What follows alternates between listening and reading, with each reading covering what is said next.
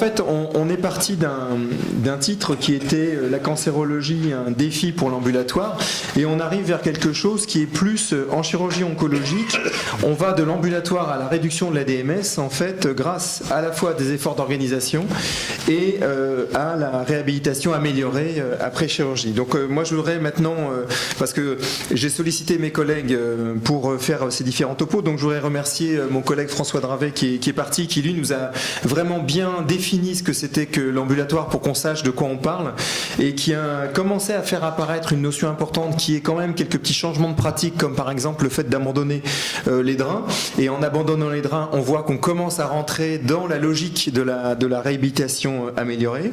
Remercier Béatrice Levu pour tous ces chiffres qui nous ont montré que au niveau des chiffres on voit bien que le développement de la réhabilitation améliorée impacte sur la réduction de la DMS.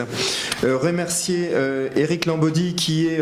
vraiment quelqu'un qui nous a bien fait comprendre la réhabilitation améliorée et qui a fait cet énorme effort du MOOC auquel on peut donc s'inscrire à partir du moment où on loupe pas la date,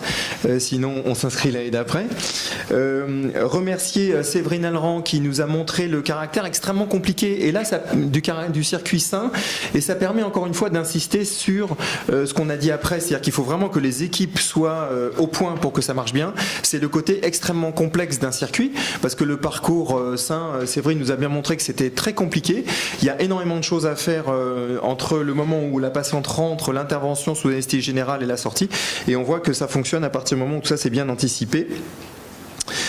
Ensuite, je voudrais remercier Fabrice Narducci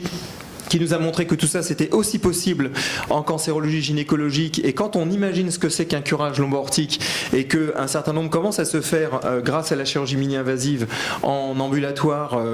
ça fait réfléchir et ça montre que on peut, c'est un changement, ce sera plus jamais pareil qu'avant. Maintenant on commence à pouvoir faire des gestes compliqués en ambulatoire. Et enfin le topo de Dan Mourego sur l'ambulatoire adapté à la chirurgie cancéro. Au tout début elle nous dit attention, l'ambulatoire c'est des gestes simples avec des risques limités, notamment de saignement et de douleur, et c'est pas adapté à la chirurgie des cancers digestifs. Et puis finalement on voit que tout ce développement de la réhabilitation améliorée adapté à la chirurgie des cancers digestifs montre au moins une réduction de la DMS et aussi l'arrivée petit à petit de la chirurgie ambulatoire dans ce contexte. Donc merci à vous tous d'avoir joué le jeu pour cette présentation, et j'espère que cela vous aura apporté satisfaction.